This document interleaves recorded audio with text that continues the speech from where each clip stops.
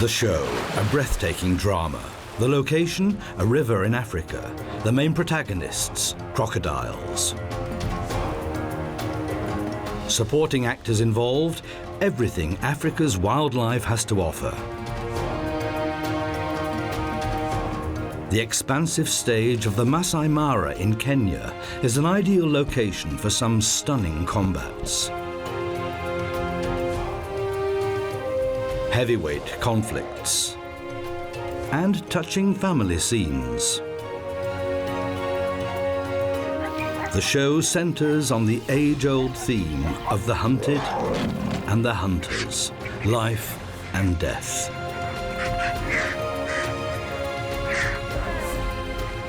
But none of the other protagonists can match this one, the killer that comes out of the water.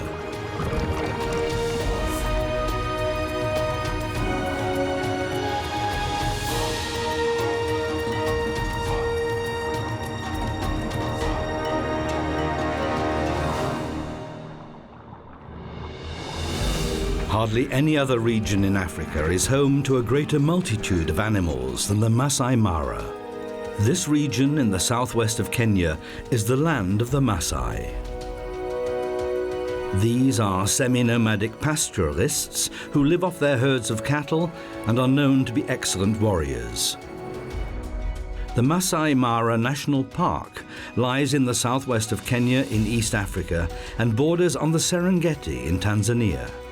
When the dry period begins in June in the southern Serengeti, innumerable herds of wildebeests join up to migrate over 800 kilometers to the Masai Mara, forever on the lookout for fresh pastures. During this migration, they have to cross several rivers. The greatest obstacle, and one that has to be crossed, is the Mara River. It flows from Kenya through the Masai Mara region and continues on across the border into Tanzania and the Serengeti.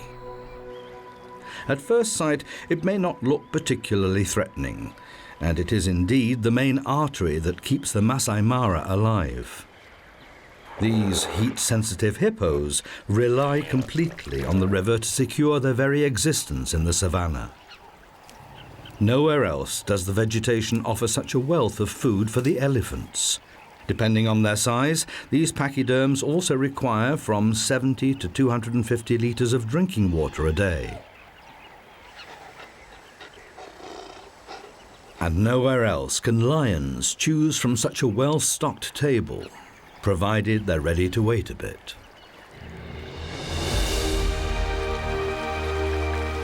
The Mara River is the only river in this region that carries water all year round. Only here can the yellow-billed stork trawl the bottom of the river shallows for an endless supply of fish. Only here can the heavy-hoofed animals of the Masai Mara find drinking water in plenty. The banks are often crowded with wildlife for that very reason. That slip could have ended in tragedy. Because for many animals, the Mara River that meanders for nearly 400 kilometers through the savannah is the most hazardous river in the whole of Africa. Because of these fellows. Crocodiles spend the majority of their lives just lying around in their armored skins, doing nothing. As cold-blooded animals, they can only regulate their body temperature through their own activities.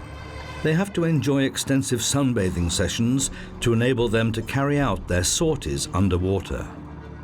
The webs between their toes on the rear feet help them to swim.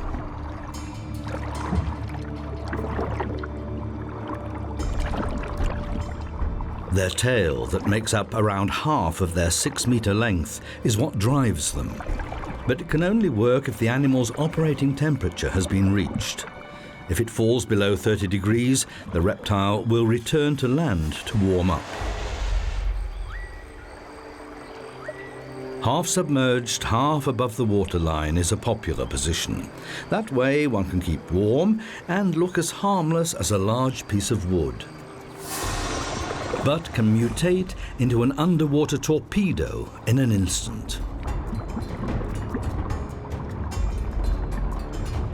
At the moment, though, there is little prey to go for, so a more leisurely pace is perfectly acceptable. Walking along the riverbed uses less energy than those powerful flicks of the tail.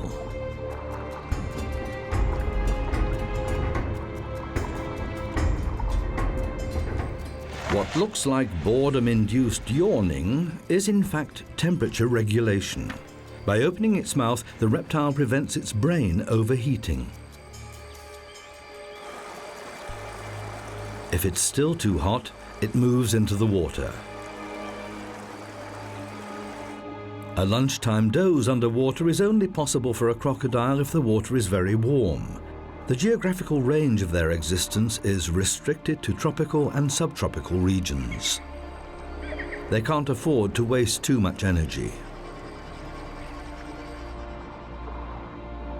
Most of the time throughout the year, they just wait, ready to attack with their fearsome jaws containing more than 70 teeth.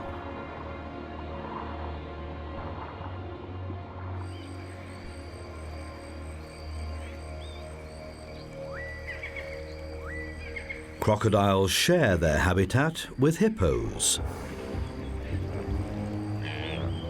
In the Masai Mara, there are especially large numbers of hippos. These socially orientated animals form small herds of up to 30 individuals. Underwater, these heavyweights even look elegant thanks to the buoyancy effect of the water. Rather than actually swimming, they tend to walk underwater.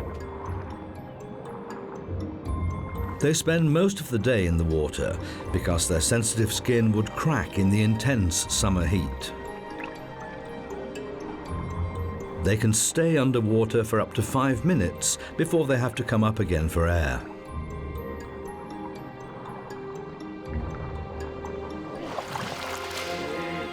As a rule, one older bull will live together with a group of females and their young.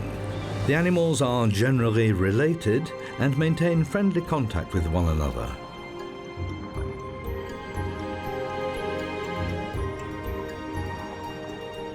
As long as there is sufficient water in the river, there are no grounds for rivalry.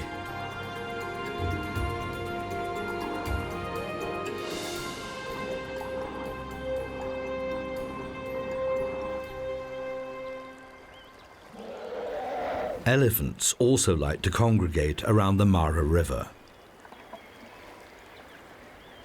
The smaller ones are best off keeping close to the adults. That way, they're less likely to become a crocodile's next lunch. Elephants are among the most socially orientated animals in the world. This little elephant has not yet learned how to use its trunk to drink with. That muscular appendage is still in the way.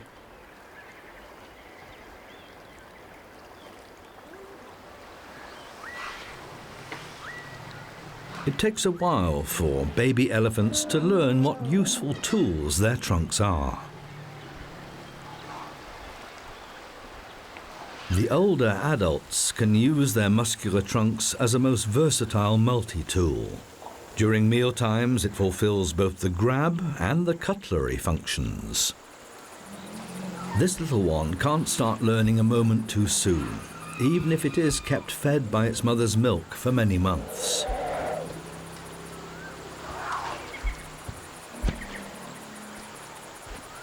In greetings, the trunk acts as a handshake appendage, and the mutual smells tell the other party the identity of the caller. And if it's not quite long enough to scratch with, one can always use a termite hill.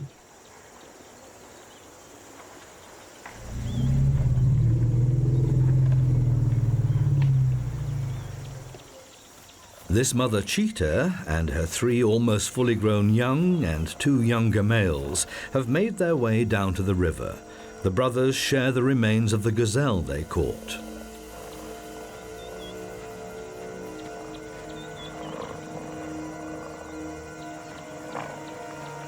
But the female cheetah also has to get some fresh food in for the family. The youngsters follow her, hopefully.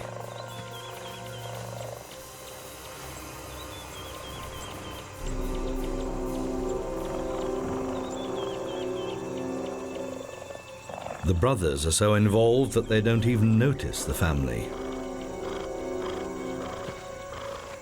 This one has been distracted. One youngster has discovered the hidden camera. But the mother has her sights on something else. What is that thing that neither runs away nor attacks?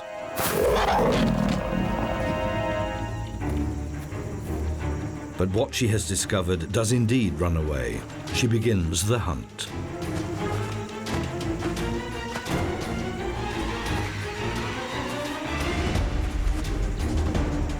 A hare can accelerate up to 70 kilometers an hour, but the cheetah is even faster. This big cat can even reach speeds of 100 kilometers an hour over short distances.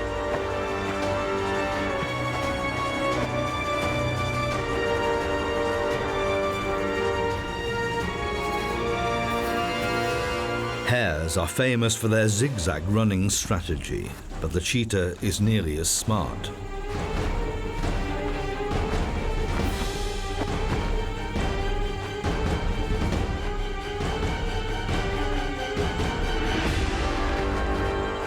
The big cat's strategy is to cause the prey to trip up with a carefully aimed hit of the paw.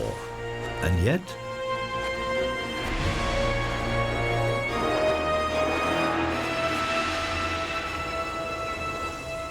despite that particular failure, no other predator has such a high success rate as the cheetah. Half of its hunting sorties result in a catch. After hunting, the mother needs a long break to protect herself against overheating. The brothers also need time to recover.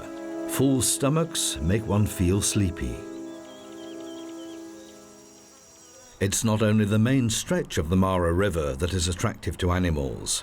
Its stagnant oxbows are a haven for thriving aquatic vegetation, which has a regular supply of fertilizer thanks to the hippos. The ibises make use of the heavyweight creatures as platforms in their search for insects, some of which they find on the hippos' heads.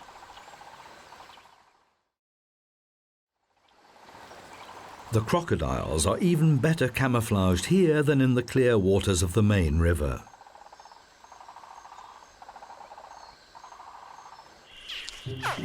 Out on an inaccessible sand spit, the next generation is making its first moves. The female will have laid the eggs here 3 months ago in a nest made of sand and vegetation residues. The brooding temperature determines the sex of the young ones. In Nile crocodiles, the young will only be male if the eggs are maintained at a temperature of 32 to 35 degrees.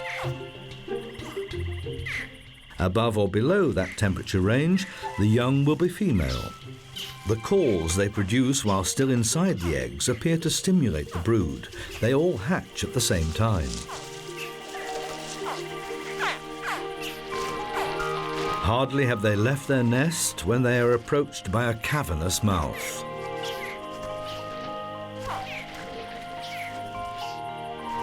Just hatched, and their short lives already at an end? But not a single scale will be damaged. Their mother heard them calling and is transporting them safely to the water. Female crocodiles are extremely caring mothers and keep a watchful eye on their young for quite a while. Early on, these miniature lizards demonstrate their talent at surprising their prey. A fully grown giraffe may not need to worry much about a crocodile, but the act of drinking is still quite awkward. It's not only the fact that they almost have to kneel down to drink. The animal has to apply considerable muscular effort to move its head downwards. Giraffes have a powerful tendon that keeps their head and neck upright when at rest. The river and its green banks attract many giraffes. For a long time it was felt that these animals had developed their long necks simply to give them unrivaled access to the higher leaves on the trees. However, they often eat vegetation at half their height. An alternative theory suggests that the long neck was used for a completely different purpose, to give the bulls an advantage when fighting over a female.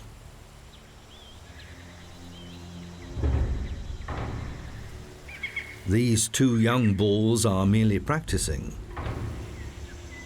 They're gauging their strikes very carefully.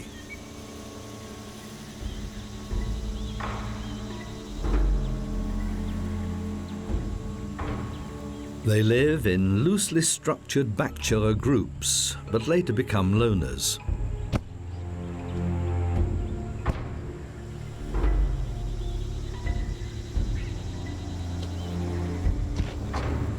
If they then meet a rival during the mating period, there will be no consideration for the other.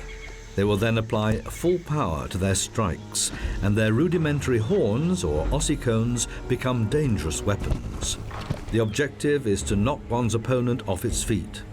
Many contests of this kind have left the loser dead. These two are not in any way intending to injure each other, let alone kill. But practice makes perfect. Afternoon in the Masai Mara. Not quite the ideal hunting time for the lions. This group of banded mongooses is quite safe to pass by. These diurnal animals go hunting as a group. The leader of the pack is one of the older females. Still time for a little nap before work starts in earnest in a couple of hours.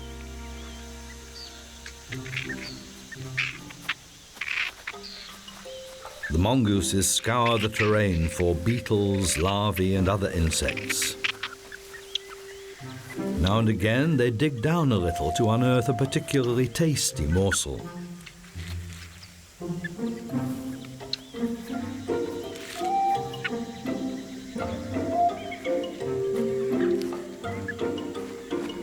Even if they go out as a group, each mongoose searches for itself. Occasionally, a mother and her young will dig together, but normally mongooses hunt individually for food.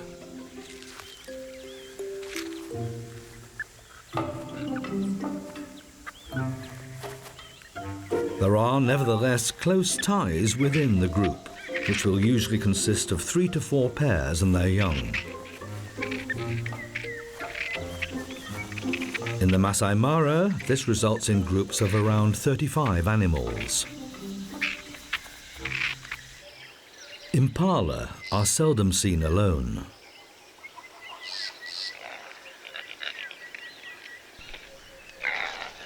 This very young male is still allowed to be in the herd.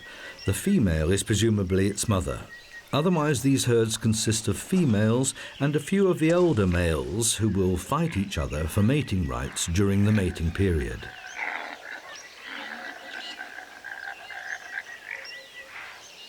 The dominant male will change from time to time at the top of the field. Outside the mating period, they graze peacefully together. In contrast to the wildebeest and zebras, impalas do not migrate outside the national park, so the lions have always got a steady source of food. That's an important point because lions, in contrast to crocodiles, can't go without fresh food for long periods, especially when they have young. They may not be babies anymore, but they're not able to hunt for themselves and rely completely on the adults. But it can take a while before they actually manage to deliver the goods.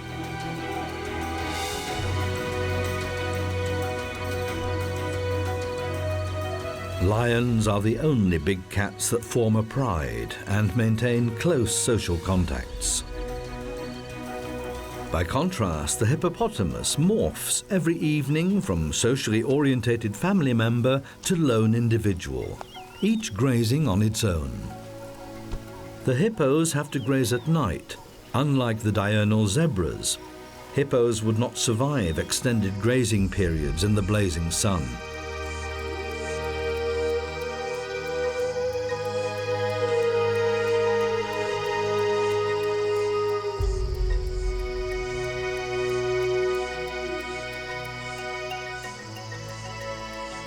The king of the savannah still does not appear to be in a hunting mood. But soon he will set off on that errand.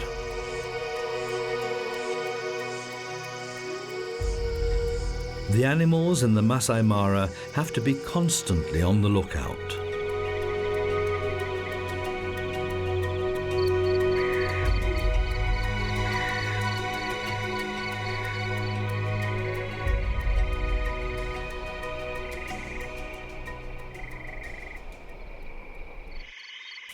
The fact that hippos have skin that is so sensitive to the sun, making them nocturnal grazers, may be linked to their ancestors.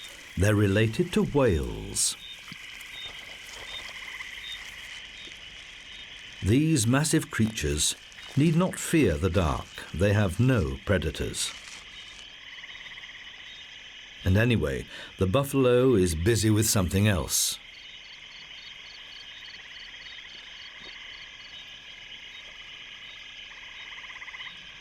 It's in particular the smaller hunters, like the mongooses, that rely on the cover of darkness.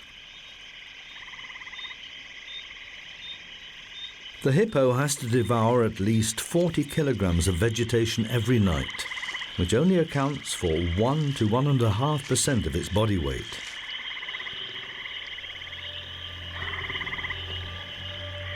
Lions and crocodiles will generally avoid each other.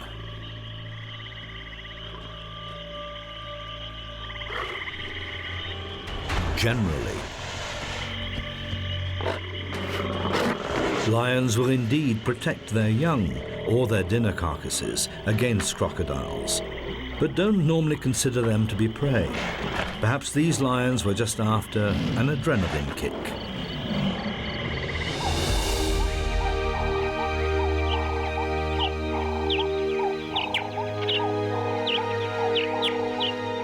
A new day dawns, and with it the start of the greatest drama of the Masai Mara.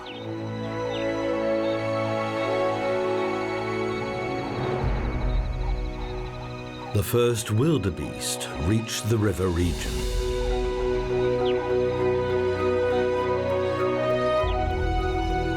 Behind them is an 800-kilometer energy-draining migration.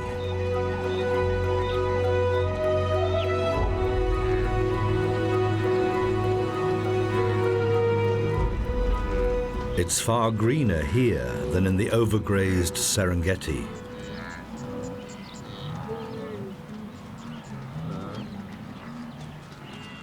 In the Masai Mara, the rain and drought periods are less extreme than in the southern Serengeti. Heavy thunderstorms keep ensuring a supply of fresh water, which benefits the green vegetation. Before the animals embark on the most difficult part of their journey, crossing the river, they enjoy a rest and take the edge off their hunger. They specialize in short grass. It replenishes itself relatively quickly, but is grazed to nothing in a short time, which is why these animals keep searching for new pastures. Their broad mouths, large incisors, and mobile lips make them the perfect lawn mowers.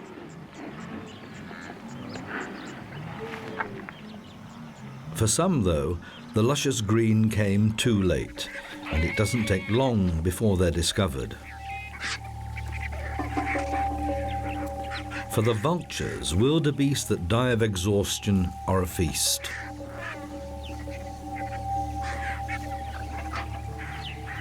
Ruppel's vultures specialize in large carrion, such as wildebeest.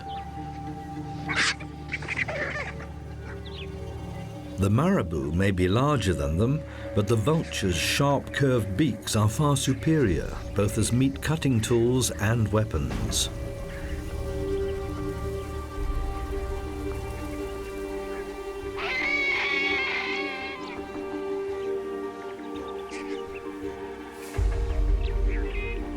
These feathered scavengers do not like sharing. Some are so involved in infighting they forget to eat.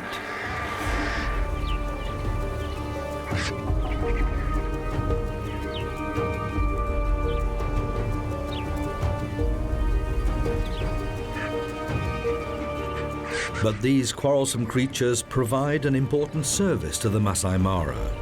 By stripping carcasses, often right down to the bare bones, they prevent the spread of epidemic diseases.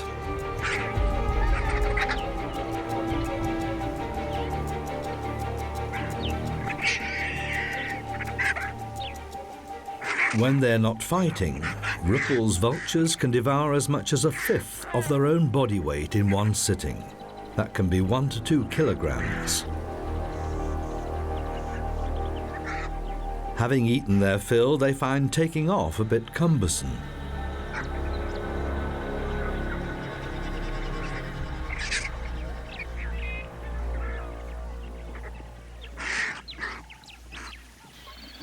Together with the first wildebeest, we see many zebras arriving in the Masai Mara.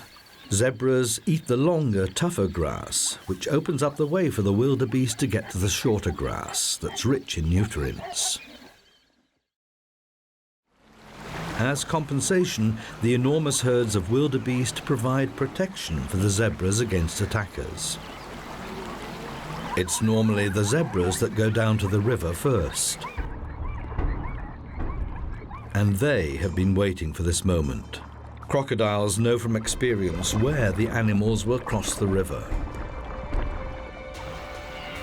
Driven by thirst, the exhausted travelers make their way to the water. As long as the crocs are moving, they will be detected in good time. The lions have also taken up their positions and have already had a successful hunt.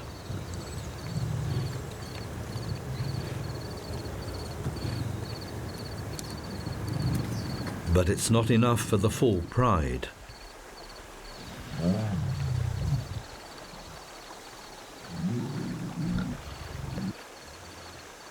The lions know exactly which points on the river are the easiest for the zebras and wildebeest to cross.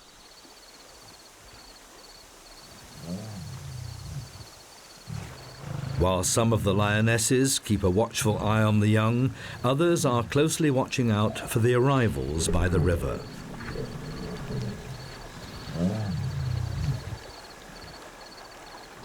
The lionesses, mostly mothers and daughters, sisters, aunts and nieces, form the hunting party.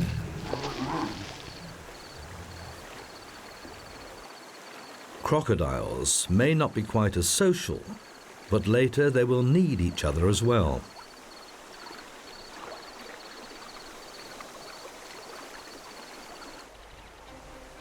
More and more wildebeest gather on the opposite bank. They're facing the greatest challenge of their long journey. The steep banks alone that line the Mara in many places are hard to overcome. But the wildebeest have no choice.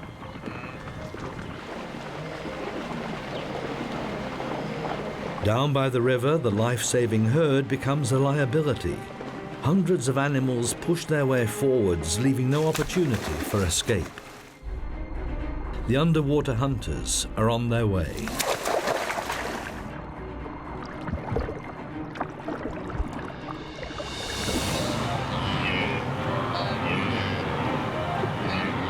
There is simply no end to this sumptuous meal. The wildebeest are well aware of the dangers, but they have to get through.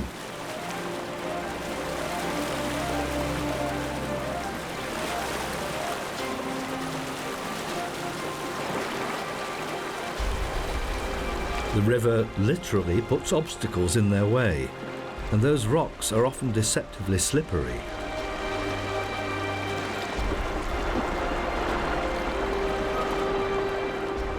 Once the first animals have dared to enter the water, there's nowhere to go but forward.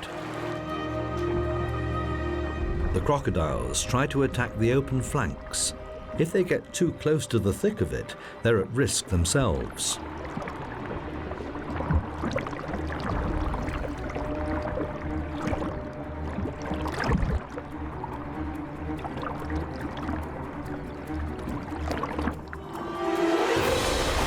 Now the wildebeest have to run the gauntlet. They have managed to reach the safety of the bank.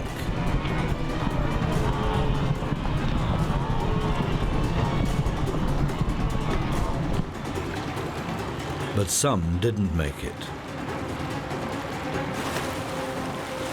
The wildebeest summon their last reserves of strength. Their ability to leap is their only chance. The safety of the individual lies in the sheer mass of the herd.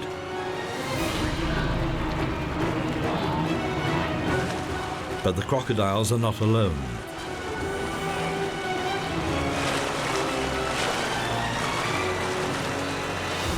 Once one of them has grabbed a wildebeest, it attempts to drag it underwater.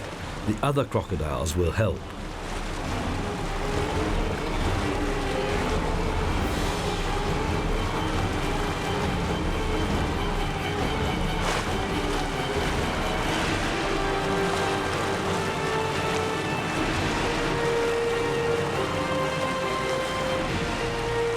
Each bite has the force of 2,000 kilos. Crocodiles are merciless opponents.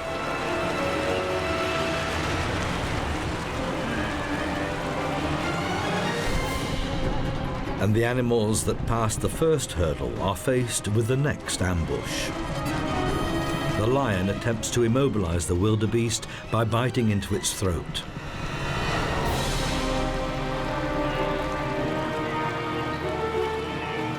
Even if they survive the river, they can still be trampled underfoot.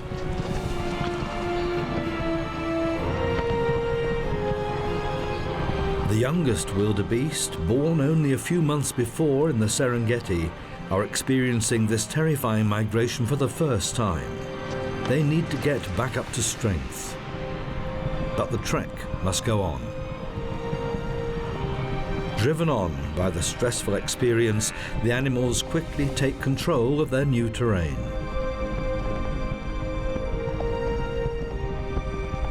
This large-scale partnership of convenience will now separate into smaller herds until it's time to return to the Serengeti in 2 months' time, following well-trodden ancestral paths. The Battle of the Mara is over for the time being, and the vultures will finish what the crocodiles could not.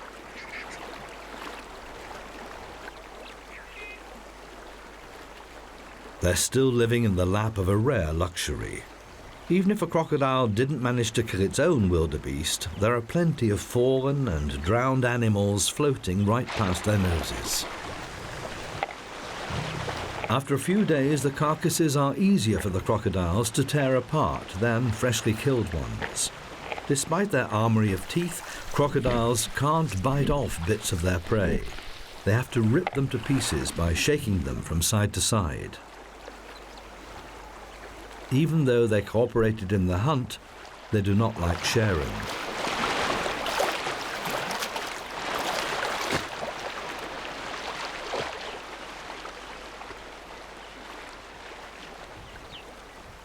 For the lions, the riverside hunt is now over. But the pride had a successful hunting trip. There's plenty for everyone, and even the chance for the youngsters to practice dismembering the kill.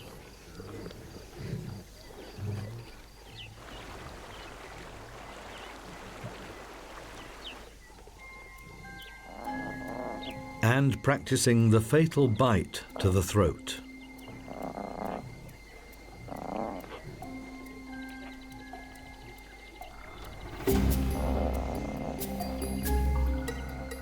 For the youngest, it's all just a game.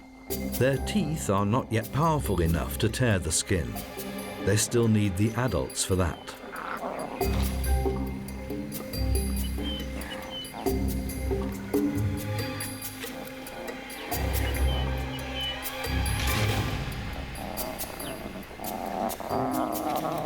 A full stomach feels good. Both the adults and their young feel playful.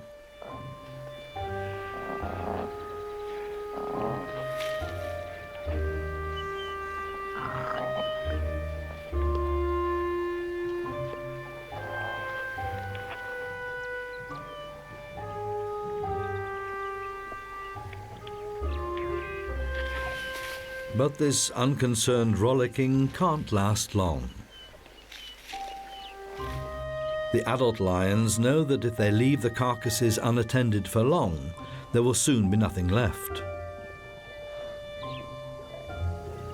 So they drag them to a safe larder, a tough task even for a fully grown lioness. Hunting and eating are thirsty work. Lions do not scoop up water with their tongues. The rough surface of the tongue binds the drops of water, and that causes a pillar of water to follow through the adhesive action between the water molecules.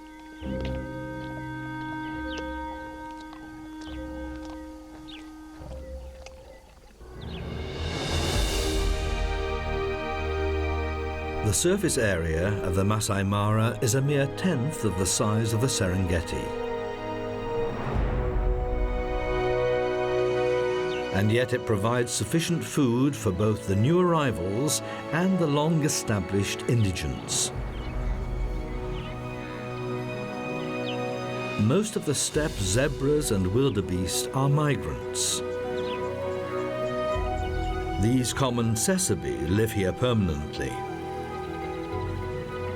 The males like to stand on raised hummocks to keep an eye on their territory and their females. Since both sexes look very similar, the females often copy this behavior to confuse male intruders.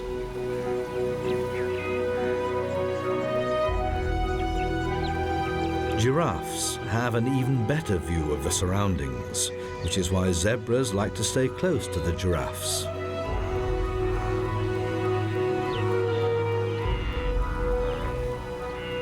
In the searing midday heat, every unnecessary movement is avoided. Even the jackal can't summon the energy to hunt.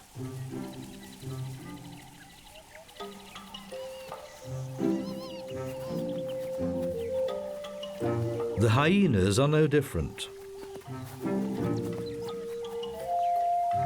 Despite their reputation, hyenas are not merely dim scavengers. These youngsters will grow up into skilled hunters, capable of attacking even large hoofed animals such as wildebeest or zebras, individually or as a pack. But that time is still some way off.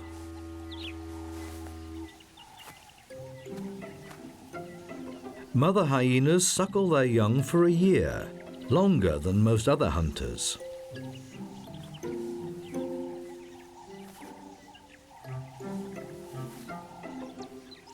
Hyenas live in clans, controlled by the females, and with a clearly defined hierarchy. The mother will pass her role on to her cub. Common cesabe are the preferred prey of hyenas, but not in the merciless midday heat.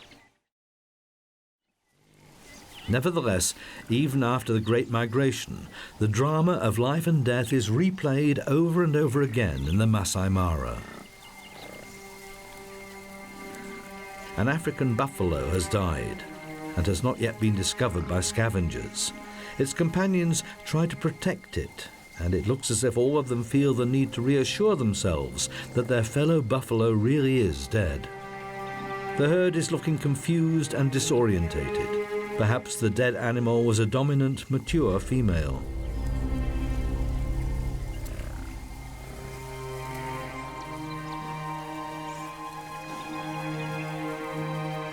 Related cows form a group with a very strict hierarchy. If a high-ranking animal dies, the herd first has to reorganize itself. The saddle-billed stork is also a carrion eater, but has to wait until others have ripped open the carcass. The young tawny eagle is much better equipped.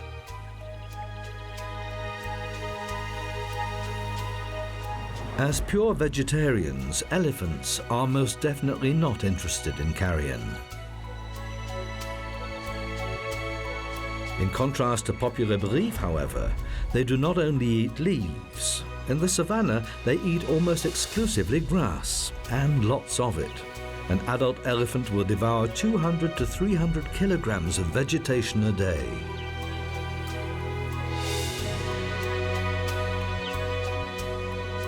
They eat for as much as 17 hours a day, but this does not stop them having a little tiff.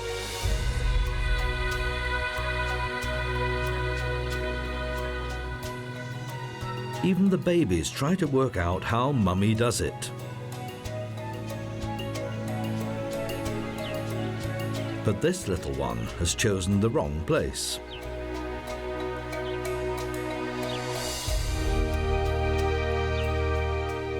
Despite gorging themselves in this way, the adolescents need a long time before they're fully grown.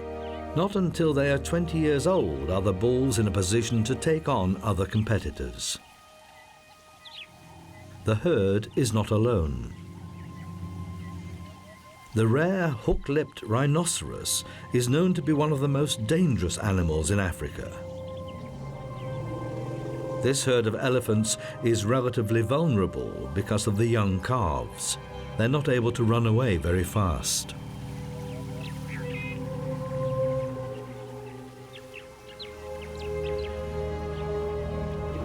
The aggressive rhinoceros bull considers the elephants to be a threat. But the lead cow wastes no time and is ready to protect her herd.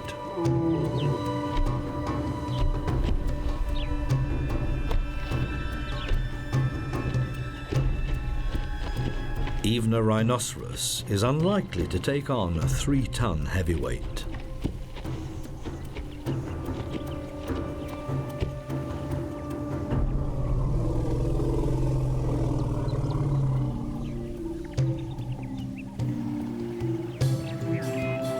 The herd relaxes again. The younger ones are practicing contests for later life.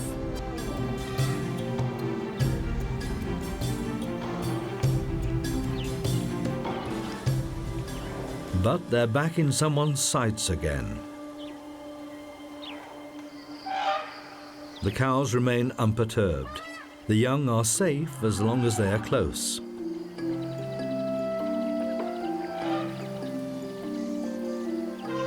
As usual, working out what a useful tool the trunk is fun.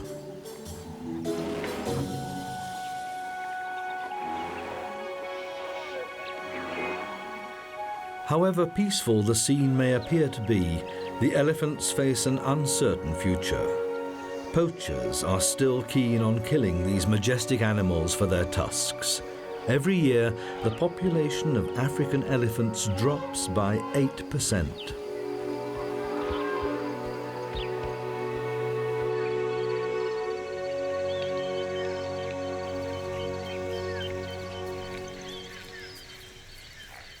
Close to the Mara River, there are many smaller woodland areas, and the impalas love to retreat to these places.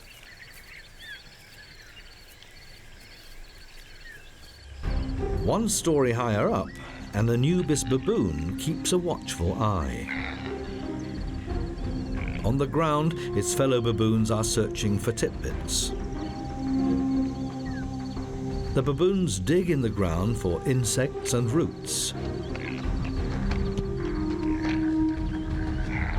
To be able to ride piggyback, an infant has to be at least 6 weeks old. Until then, the babies cling to their mother's furry underbelly. And once they are a year old, they have to fend for themselves.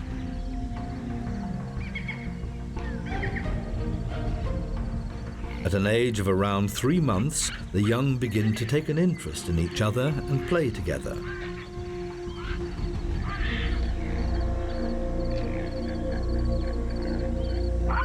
The watchman issues a warning.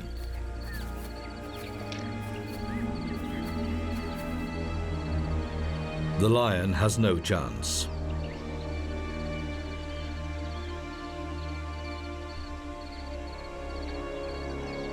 The strong males hold their posts until the danger has passed, ready at a moment's notice to attack if their harem is jeopardized. He is a far more dangerous risk for the baboons. Leopards attack from an ambush. The martial eagle has already found its prey.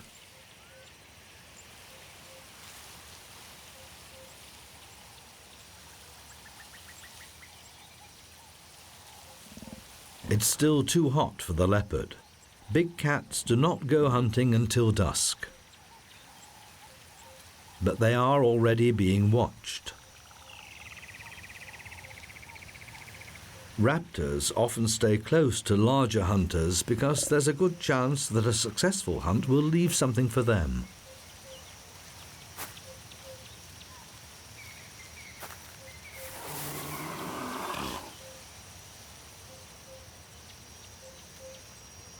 But it's looking as if they'll have to wait a bit.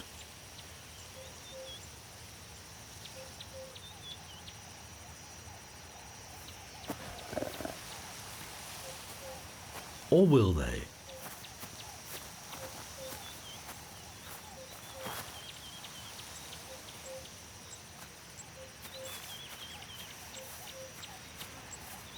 No, this leopard has a rather different aim.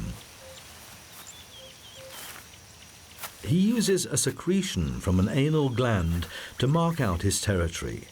The powerful smell is a clear warning to rivals. Keep your distance. The black-backed jackals did not want to wait any longer. But they're having a tough time keeping those annoying vultures at bay.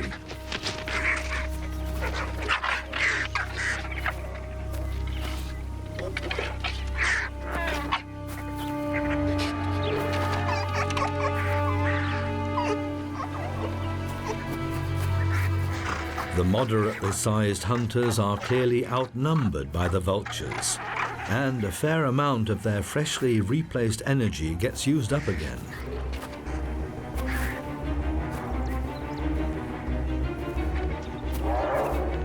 Even a successful hunt in the Masai Mara does not mean that the spoils are all one's own. Frequently, the jackals will have to relinquish their hard-won carcass to larger hunters like lions and hyenas. Jackals, leopards, lions, cheetahs, they all make sure that the life and death drama here is a continuous daily cycle. Each of them has its own way to play the game, and each produces a slightly different, often unexpected result.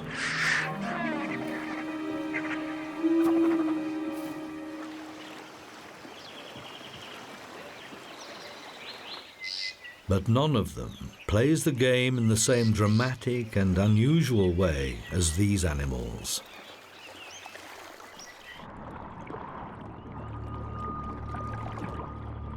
They're waiting for the day when, once again, they play the leading role in the greatest drama of the Masai Mara.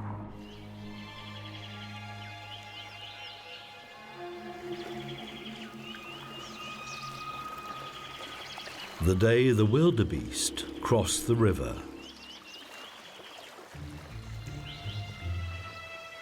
Until that day, there will always be more modest roles to play.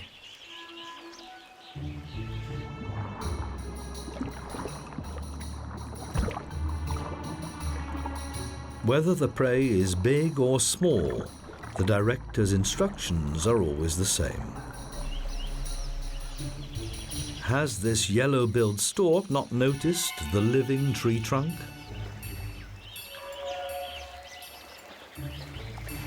Or is that tree trunk still full up from its last wildebeest supper?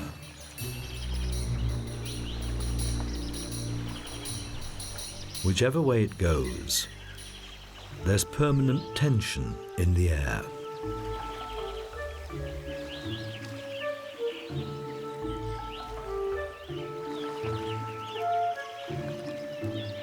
And whatever happens,